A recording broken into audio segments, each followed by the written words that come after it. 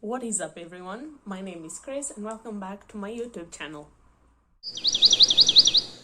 Welcome back again. So for today's video, I am going to talk about books that I actually adore, and I think everyone has a clue for the title, and those books are either pirate stories or mermaid stories or even stories set in the sea.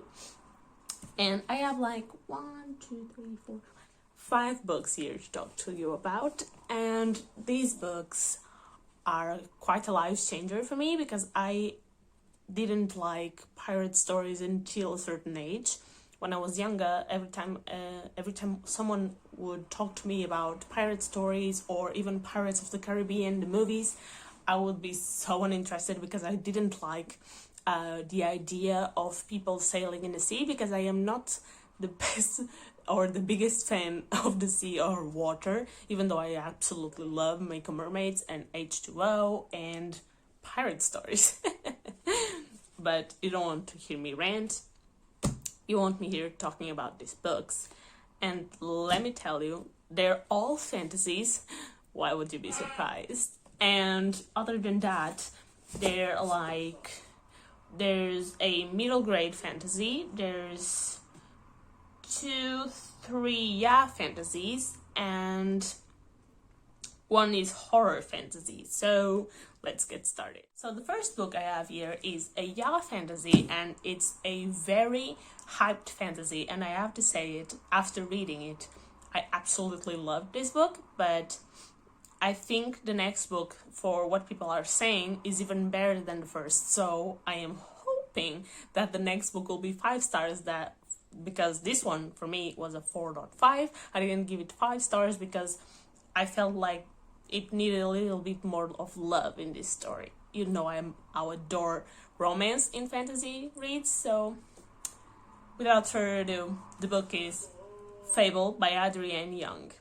So this is the story of Fable, and she is the daughter of one big trader in the seas, and no one knows about it, and she's trying to escape the place she was born in, and she comes across this phantom ship that has a weird crew, and people don't like her because they think she's from a community of traders and people who you shouldn't be dealing with, which is true, but she is not a bad person. And in this ship, she finds her friend, sorta, who's been protecting her by orders of her father, and she doesn't know about it.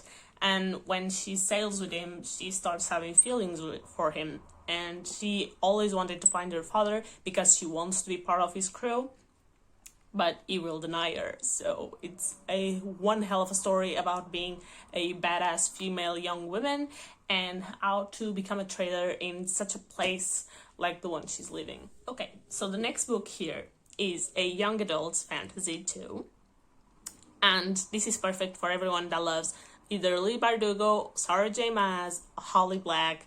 It has it all, and it's a Little Mermaid retelling, and that book is To Kill a Kingdom by Alexander Christo. Okay, so my opinion of this book is 5-star read for me. I absolutely loved it. This is the story, as you know, the story of The Little Mermaid, the original fairy tale. This one is a twisted one because the character that plays the Little Mermaid, she has the red hair, the green tail, but she is majestic because she is the daughter of the sea witch. And I don't know if you heard that, that was my boyfriend. So in this book, the girl, Lyra, she is known as the Prince Pain. I think that's the name. The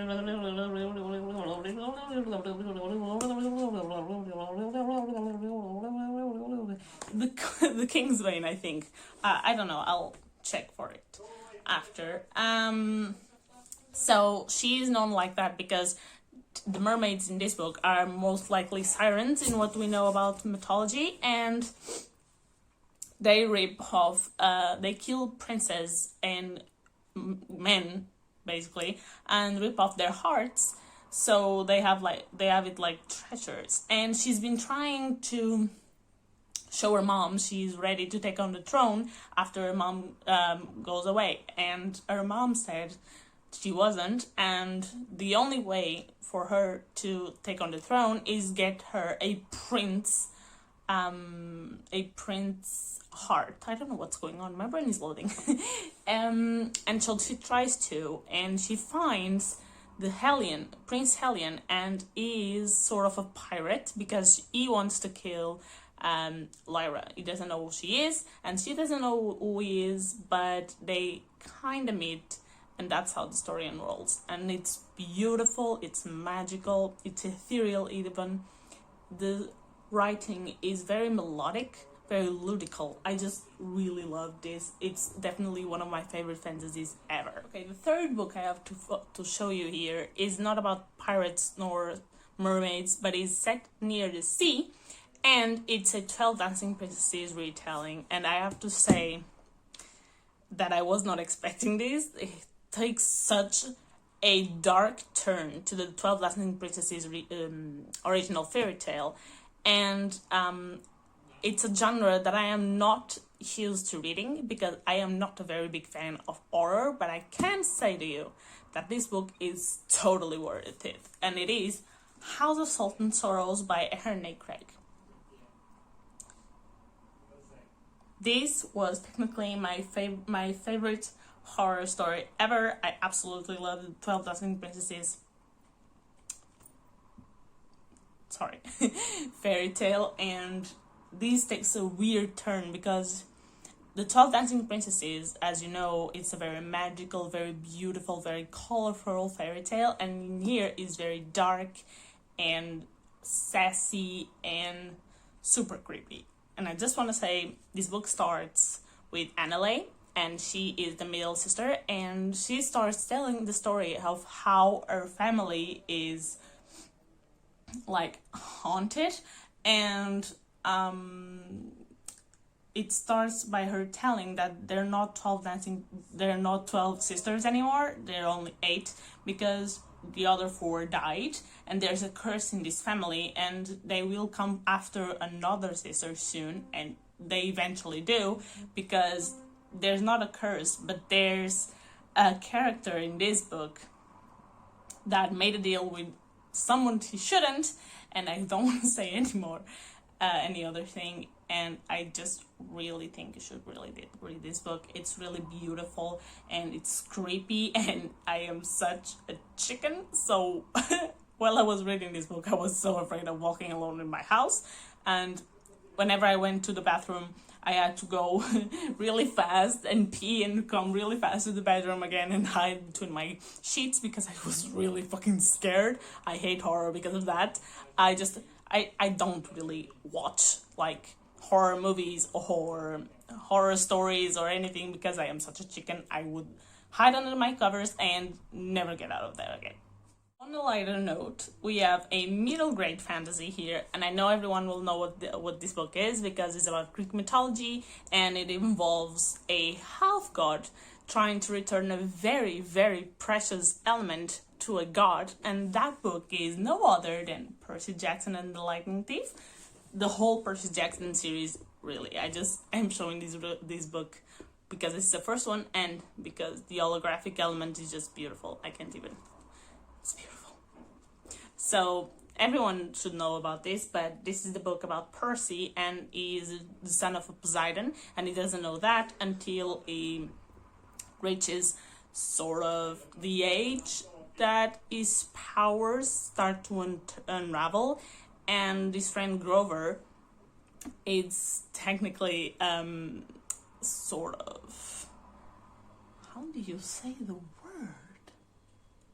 My brain is really, really loading today. But it's sort of like a messenger from the gods to protect him. And it takes him to this half-blood camp where he starts to learn how to control his powers, where he finds out this is the son of Poseidon, and where he finds out that the thief, that the lightning from Zeus has been stolen. So he goes in a mission with Grover and Annabeth to return the lightning to Zeus. It's stunning. The whole story in my head sounds amazing, and there is an adaptation, a TV adaptation of this book, and everyone says it sucks, but in my opinion it didn't suck that much. I just think that people should start thinking about special effects in the 2000s. They weren't exactly perfect. They're not as good as they are right now, so that's why people can see why the TV adaptation is so good. I am really sorry. It's late and I am tired. Last book, I promise is the last book because I don't want this video to be too big, is a book I read really recently and I wasn't sure I would like it so much, but the sisterhood and how badass the women are in this book made me love it so much. I gave it 4.5 stars because I want to read the next 2 books in this trilogy, and that book is none other than Seafire by Natalie Parker. So everyone knows how much I adore badass female characters as main protagonists, and in this book there are like 8 of them.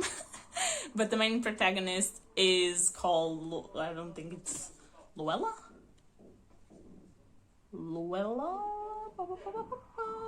Caledonia. Luella is the main protagonist of the other book I was reading yesterday. I'm sorry. So this is a story of how Caledonia and Percy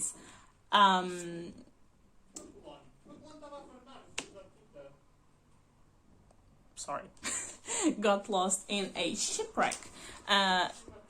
Both their parents died and they started a new crew with only women because guys are mean in this book. They try to kill them, they kill their parents, and so they try to prove that women can be pirates too. And it's just phenomenal. The amount of family drama, the amount of family bonds in this book is just magical. It's beautiful, phenomenal. Everyone should really read this book. It gives me Pirates of the Caribbean vibes. It gives me aquamarine vibes. It's just really beautiful. I really recommend this, and I will shut up now because I don't really know what I'm saying. That was it for this video. I hope you liked it. If you did, click the like and subscribe button and activate the bell button, please. I would love to have you in this channel with me more. I know I'm a bit of a pain in the ass, but I promise to get better. And I really hope you like this video. I hope you're doing good and you're staying safe and sound. And I'll see you in the next one.